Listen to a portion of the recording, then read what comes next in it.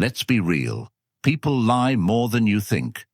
And it's not always the strangers you suspect. It could be your friend, your partner, or even someone in your family.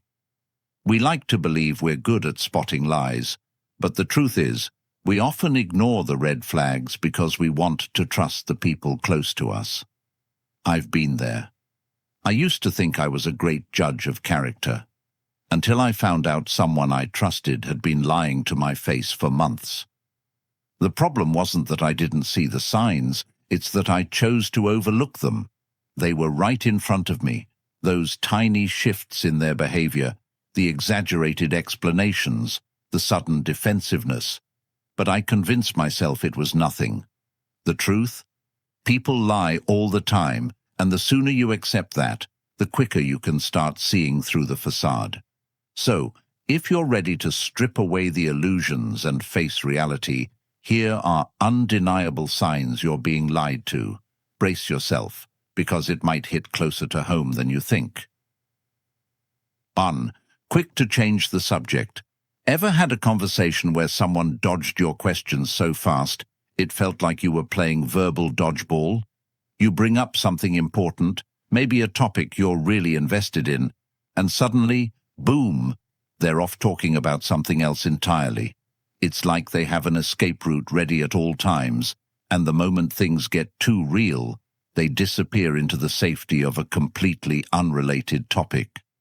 Let me share a personal story.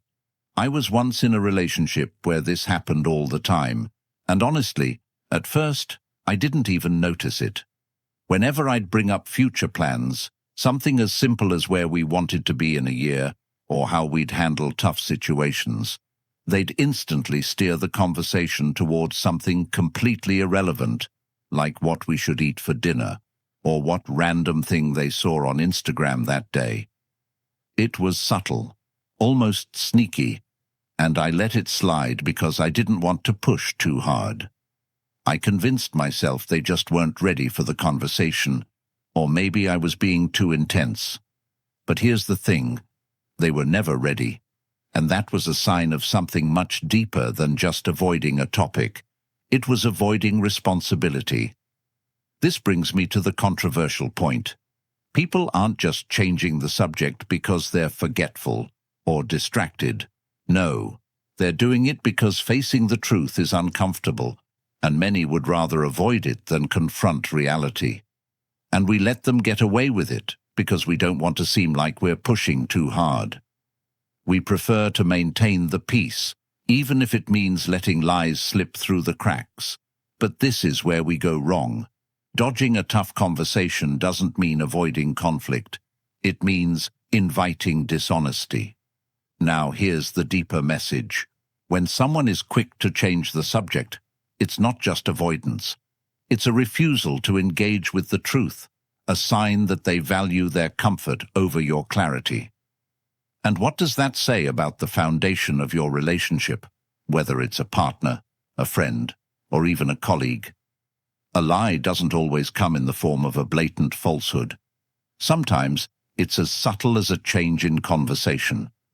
We think the only lies worth calling out are the ones spoken aloud, but the lies left unsaid, those are the ones that erode trust slowly, piece by piece. I realized this the hard way.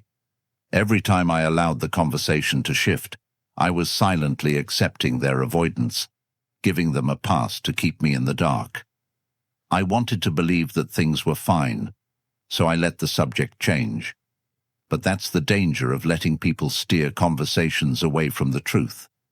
It's not just about the topic being avoided. It's about the relationship's integrity being compromised. So, here's what I've learned. Don't let people off the hook when they try to change the subject. It's not about being confrontational. It's about setting a standard for honesty. If someone values you, they'll face the hard conversations head-on, no matter how uncomfortable it is. And if they don't, maybe it's time to ask yourself what kind of relationship you're really building. Because truth, however difficult, builds stronger bonds than any carefully constructed lie. 2. Listen to understand, not to respond. Listening is one of the most underrated skills in the art of charm, yet it's the foundation of making people feel truly special. The problem? Most of us don't actually listen. We wait for our turn to speak. We're so busy crafting our next brilliant response that we miss the chance to really hear what someone is saying. And that's the fastest way to make someone feel invisible. Here's a controversial truth. If you're not listening to understand, you're wasting your time. I've been guilty of it myself, sitting in conversations, nodding along, pretending to be engaged, but internally preparing my next point. And guess what? People feel that. They know when you're just waiting for your turn to talk. It doesn't make them feel valued, it makes them feel used. That's not charm, that's selfishness. But when you listen to truly understand, not only are you showing that person respect, but you're also building a connection that's deeper than surface-level chit-chat. You're giving them the space to be heard without the pressure of a back-and-forth debate. I remember a time I was having a conversation with a colleague who was clearly going through a tough time. My natural instinct was to jump in and offer advice, to fix their problem. But instead, I stopped myself and just listened. No interjections, no advice, just pure attention. And you know what happened? They opened up even more because they felt safe. By the end of the conversation, they told me, "I've never felt so heard." That was the moment I realized. Sometimes the best thing you can do is simply listen. Here's the deeper message. In a world full of noise, genuine listening is a rare gift. People don't want constant advice or opinions. They want understanding. They want to feel like someone gets them. And when you can give that gift, you instantly stand out as someone who cares. That's real charm. So, stop listening just to reply. Listen to understand. That's how you make people feel truly seen and valued. And that's where the real magic of connection happens. 3. Defensive without cause. Ever ask someone a simple, harmless question, and they respond like you've accused them of a crime? It's like, "Hey, did you grab the last slice of pizza?" And suddenly they're launching into a whole monologue about how they would never do something like that, and how dare you even suggest such a thing. It's a wild overreaction, like they've been caught doing something way worse than just eating the last slice. That's what I call getting defensive without cause, a massive red flag that screams, "I'm hiding something." Let me tell you a story. I was once in a group project situation, and one of my teammates started acting all weird whenever I asked for an update on his part of the work. I'd ask, "Hey, how's it going with the report?" A pretty normal question, right? But he'd immediately go on the defensive, saying stuff like, "Why do you always think I'm slacking off? I've been working really hard. I don't need to be micromanaged." This was the same guy who spent most of our meetings scrolling through his phone, mind you. It wasn't long before we found out he'd barely done any of his share and was trying to cover it up the whole time. Here's the controversial part. People who get overly defensive when they've got nothing to worry about are usually the ones guilty of something. It's the classic hit dog will. I've learned from experience that when someone reacts this way, it's a good time to take a step back and look at the bigger picture. What are they so desperately trying to protect?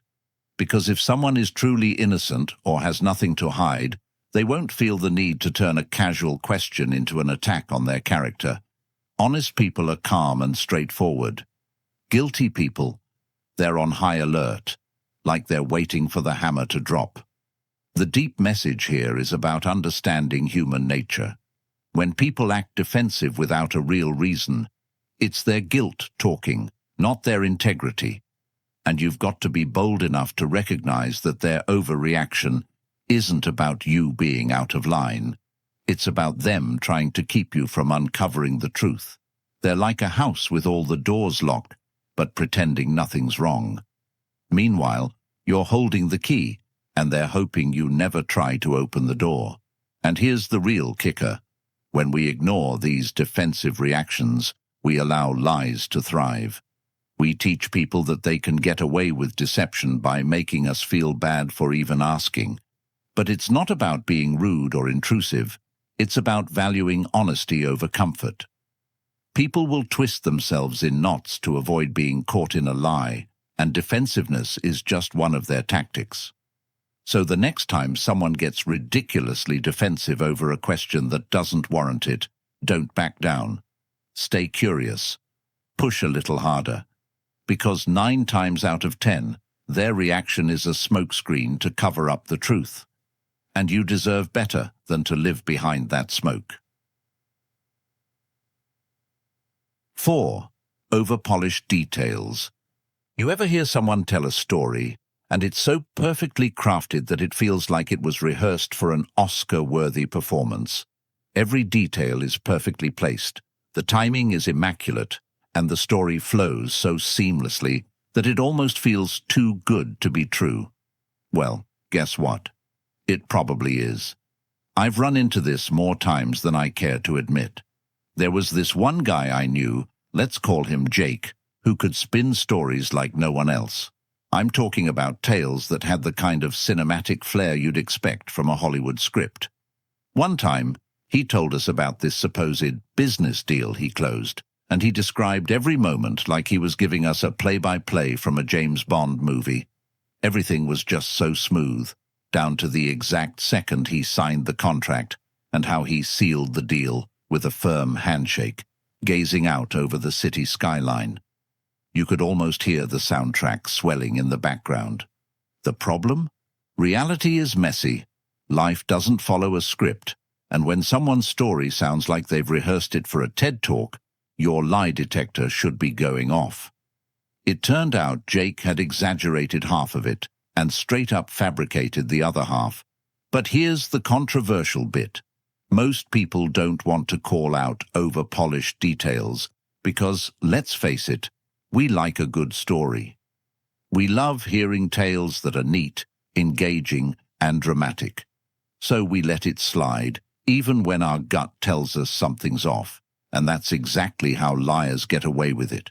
They rely on our need for a tidy narrative. We want the story to make sense, to be clean and easy to digest. The messiness of the truth, that's inconvenient. But life doesn't come in perfect packages, and when someone's story is too smooth, you're probably hearing fiction, not fact. Now, here's where it gets deep. When someone over-polishes the details, they're not just trying to impress you, they're trying to control the narrative. They want you to believe a version of events that is precisely crafted to benefit them. It's like they're the director, the writer, and the star of their own movie, and you're just the audience, expected to clap along without question. But that's where you need to step back and realize that perfect doesn't exist in real life. I learned this the hard way when I started digging deeper into Jake's stories. Whenever I'd ask for a little more detail, things would start to unravel. The crisp edges of his narrative would blur, and suddenly, what had once been a flawless tale of success turned into a patchy, awkward mess. That's the thing about liars. They can rehearse, but they can't handle the follow-up questions. Real-life details are chaotic, and when someone's too smooth, it's a sign they're crafting a fantasy rather than recounting the truth. The deep message here? Life is complex, messy, and full of imperfections, and that's a good thing. When someone tries to present you with a story where every detail is perfectly aligned, where nothing goes wrong, and everything clicks into place, they're selling you an illusion. And if you buy into it, you're doing yourself a disservice. Because real connections, real trust, and real relationships aren't built on fairy tales. They're built on raw honesty, even when it's uncomfortable. So, the next time you hear someone give you a story that's a little too polished, don't just sit back and enjoy the show. Ask questions. Dig deeper. Real truth is messy, and if someone's not willing to show you the imperfections, they're not showing you the truth at all. Remember, Life doesn't need to be perfect, to be honest. And anyone who pretends otherwise is probably hiding something they don't want you to see. 5. Body turned away from you. You ever notice when someone's body is angled away from you, even if they're talking directly to you? It's like their words are saying, "Hey, I'm engaged," but their body is screaming, "I'd rather be anywhere else right now." It's one of those subtle, almost sneaky signals that people don't think you'll catch, but trust me, it speaks volumes. Let me give you a real example. I once had a friend who, whenever we got into deeper conversations, would subtly shift his body away. At first, I thought maybe it was just how he sat. Maybe he wasn't comfortable. But the more it happened, the clearer it became. Whenever we touched on something personal or uncomfortable, his body would start turning away like it was trying to physically escape the conversation. I didn't need a psychology degree to figure out something was off. Eventually, I found out he had been lying about a few things, nothing major, but still enough to break some trust. His body knew it before his words ever let it slip. Here's where the controversy kicks in. A lot of people will brush off body language as unimportant or overthinking, but that's where they're wrong. Your body doesn't lie the way your words can. When someone turns their body away from you, even just slightly, it's like their subconscious is trying to distance themselves from the truth. And the worst part, most of us ignore these signs because we don't want to deal with what they could mean. We convince ourselves it's just a habit or no big deal. But let's be real. If someone's physically distancing themselves from you, it's a red flag. Maybe it's not always about a massive lie, but it's definitely a sign that something's off. And here's the deeper point. When people can't face you directly, it's not just about comfort, it's about confrontation. They don't want to confront the reality of the situation, and their body language is betraying them before they even realize it. I used to ignore these signs thinking, maybe I'm reading into things too much. But after seeing it play out time and time again, I've learned that when someone physically turns away from you mid-conversation, they're not just doing it because they're restless. They're subconsciously trying to avoid being fully seen, because deep down, they're hiding something. The real message here is that body language doesn't just happen in a vacuum. If someone's body turns away from you while they're speaking, it's a signal that they're uncomfortable with what's being discussed. They might be trying to shield themselves, not from you, but from the truth they don't want to reveal. It's like they think if they turn away, maybe they can escape your ability to see through them. I'll tell you what I've learned from all this. Don't ignore these signs. Sure, it might feel awkward to notice and even more awkward to bring it up. But body language is one of the most honest forms of communication. When someone turns away from you, they're creating distance, emotionally, mentally, and physically. And if you don't address it, that distance only grows. So the next time you're in a conversation and notice someone subtly angling away, take it as a cue. Maybe it's time to ask the tough question they don't want to answer. Maybe it's time to probe deeper and figure out what they're hiding. Because honesty doesn't turn its back on you, and neither should the people you trust. 6. Laughing off serious topics. You ever try to have a serious conversation with someone, and they just laugh it off like it's nothing? You're there, trying to talk about something meaningful, maybe a personal issue or something that's been bothering you, and they hit you with that awkward chuckle, brush it off and move on. It's like they're using humor as a shield to dodge the truth. At first it might seem innocent, maybe even charming, but trust me, when someone's laughing off serious topics, it's often a sign they're hiding something. Here's a personal story. I was once in a relationship where I'd try to bring up important issues, real talk, the stuff that matters. I'd say something like, "Hey, I've been feeling disconnected lately." And the response? A laugh followed by, "Oh, you're overthinking things. Relax." That laugh wasn't just a casual response. It was a way to dismiss the conversation and avoid dealing with the issue. And guess what? Over time, I realized that any time I tried to address something serious, it was met with humor, sarcasm, or a quick joke. What I learned? That laughter was a way to dodge accountability and avoid facing uncomfortable truths. Here's where it gets controversial. We've all been conditioned to think humor is a good thing, right? It lightens the mood, diffuses tension, makes everyone feel comfortable. But when someone constantly uses laughter to sidestep serious topics, it's a red flag. It's like they're trying to smuggle lies past you, disguised as jokes. And here's the kicker. Most people will let them get away with it, because no one wants to be the buzzkill who presses too hard on a topic after someone's turned it into a joke. People laugh off serious stuff because they don't want to deal with the weight of the conversation. It's an escape route, plain and simple. They want to keep things light and breezy so you don't dig deeper. But here's the truth. Real conversations, the ones that matter, aren't supposed to be easy or light all the time. They're supposed to challenge you, to make you think, to push you toward honesty. And if someone can't handle that, you have to ask yourself, what are they really hiding behind those laughs? There's a deeper message here about emotional maturity. When people laugh off serious topics, they're signaling that they're not ready, or worse, not willing to have an honest conversation. It's like they're putting a shiny, jokey facade over something they know they can't explain.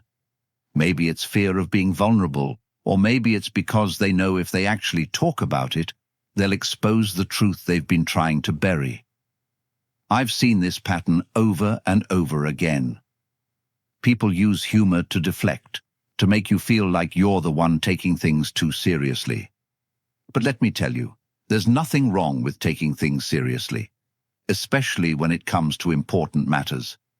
And if someone laughs it off, don't be afraid to call them out. Why is this funny to you? Is a simple question that can expose the underlying discomfort they're trying to hide. The real issue with laughing off serious topics is that it shuts down the conversation before it can even start.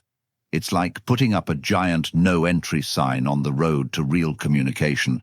And if you don't address it, those critical conversations you need to have about relationships, trust, accountability, never happen.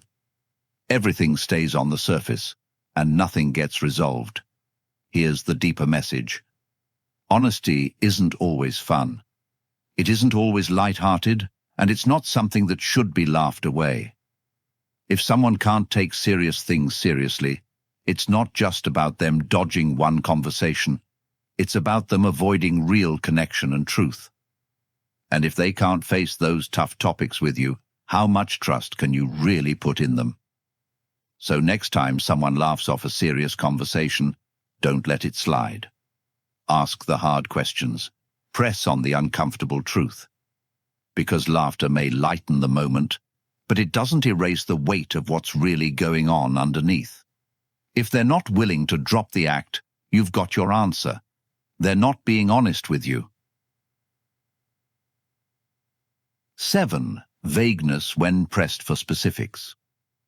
Have you ever had that moment when you ask someone for details and suddenly they turn into a poet, full of ambiguity and grand gestures, but no actual information? You press them for specifics, dates, names, facts, and they give you a bunch of fluff, circling around the point like they're dancing in a fog. It's one of the most frustrating things, but it's also a massive red flag. If someone can't give you straight answers when pressed, they're probably hiding something. Let me give you an example from my own life. I once had a coworker who would always talk about these big deals they were closing, but whenever anyone asked for more details, like what companies they were working with or how far along the negotiations were, it became an art form in evasion. Oh, we're just in the early stages. Some really exciting conversations happening. Can't say too much right now, but it's huge. Weeks would pass, and we'd ask again, and it was the same song and dance. Eventually, we found out that not only was there no deal, but he'd made up half the conversations. He was bluffing, hoping nobody would dig too deep. Now, here's the controversial part. When someone gets vague when you ask for specifics, it's not just that they're being secretive, it's that they're lying. Let's call it what it is. Vagueness is the liar's best friend because it allows them to escape accountability. It's like trying to catch smoke with your bare hands. You think you're getting somewhere, but they keep slipping away with half answers and it's complicated responses. They're betting on you being too polite or too distracted to push them harder. Here's the thing. People who are being honest don't need to hide behind vagueness. They can give you clear answers because they have nothing to protect. If you ask them for details, they'll give you the information straight up. No dance, no smoke, no mirrors. But a liar? They thrive in the grey areas. They know that the more vague they can be, the harder it is for you to pin them down. It's classic avoidance behavior, and most people fall for it because we've been trained to not push too hard. It's like we don't want to come off as rude or needy for answers. Now let's be real for a second. We've all been in situations where we've been vague ourselves, right? Maybe we weren't prepared, maybe we felt cornered, or maybe we just didn't want to admit that we didn't know something. But here's the difference. Someone who's honest will own up to that. I'm not sure right now, or I need to check on that, is a whole lot different than giving you a bunch of fluff just to sound like they're in control. The problem arises when people deliberately use vagueness to avoid being caught. There's a deep message here about integrity and trust. When someone won't give you straight answers, they're undermining the foundation of trust in your relationship, whether that's personal or professional. And the worst part? They're relying on your good nature to not push them too hard. They're banking on the idea that you'll let it slide, because pushing for specifics feels awkward. But here's the thing. When you feel that awkwardness creeping in, that's the exact moment you need to double down and ask for clarity. People who can't handle being specific when asked directly are people who aren't comfortable with the truth. And that's the controversial truth most people won't tell you. They'll say, oh, maybe they're just bad with details, or maybe they're too busy. But I've learned from experience that real honesty doesn't shy away from specifics. If they care about being truthful with you, they'll be clear. If they're dancing around the question, that's them signaling they've got something to hide. I've stopped letting people off the hook with vague answers. If you want to know if someone's being straight with you, watch how they respond when you ask for specifics. Do they get uncomfortable? Do they give you a bunch of broad, sweeping statements without any real content? That's your cue to dig deeper. And if they still can't give you a clear answer, take it as a sign that they're not being honest. Here's the deeper takeaway. Honesty isn't always convenient, but it's clear. It's direct. It doesn't hide behind ambiguity. When people refuse to give you specifics, they're afraid of what the details will reveal.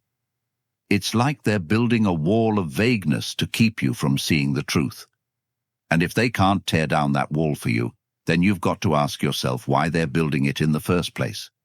So the next time someone gives you a vague answer when you're pressing for specifics, don't back down. You deserve clarity, and anyone who respects you enough will be willing to give it to you. Because vagueness might feel like a small thing, but in the grand scheme, it's a big sign of deeper issues. Issues that can erode trust faster than any lie ever could. All right, here's the bottom line. Lies don't always come wrapped in obvious deceit. Sometimes it's the little things, the vague answers, the polished stories, the awkward laughs, that give it all away. If you start paying attention to these subtle signs, you'll see the truth that people try to hide in plain sight. Don't be afraid to ask the hard questions, and don't settle for half-truths. At the end of the day, you deserve honesty, and the people who can't give you that, they're the ones you need to let go of. Stay sharp, stay true.